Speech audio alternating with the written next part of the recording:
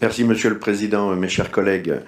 Comme vous le dites, comme cette tradition républicaine, le groupe Côte d'Or Terre d'Avenir souhaite la bienvenue à Monsieur Christophe Verdeau, nouveau conseiller départemental, et vous souhaite de pouvoir travailler dans cette assemblée qui, comme vous l'avez décrit, Monsieur le Président, va être très fortement concernée, puisque le département chef de file de l'action sociale va être en première ligne suite aux évolutions internationales, nationales, climatiques que vous avez décrites, la nécessité d'agir pour aider nos concitoyens et les habitants de la Côte d'Or dans les contextes qui s'annoncent, l'inflation, l'augmentation des taux d'intérêt, les situations climatiques font que le département sera très fortement sollicité et que les choix qu'il produira auront forcément un impact majeur et que ces choix ils devront être faits. Vous avez parlé également, Monsieur le Président, et je m'associe à ce remerciement à l'action qui a été menée cet été par nos pompiers sur l'ensemble de la solidarité nationale.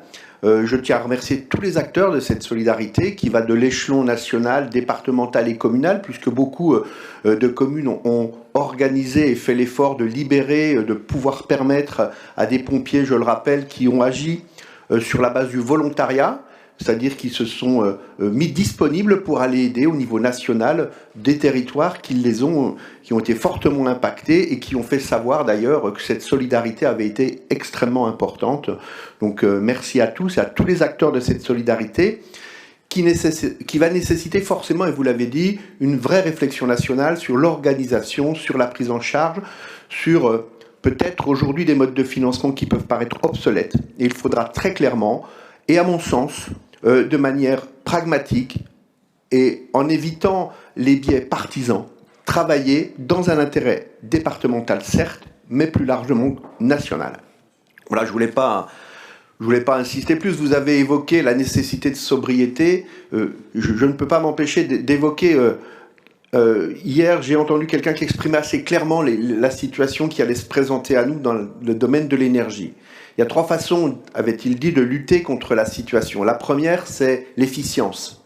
La nécessité aussi de diminuer la consommation par l'apport de l'isolation, la diminution, les progrès techniques qui nous permettent de consommer moins.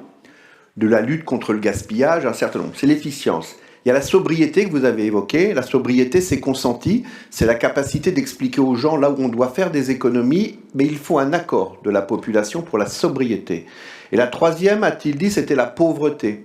La pauvreté, c'est la sobriété non consentie. C'est la nécessité de ne plus avoir parce qu'il n'y a plus. Et nous, le département, nous luttons contre la pauvreté.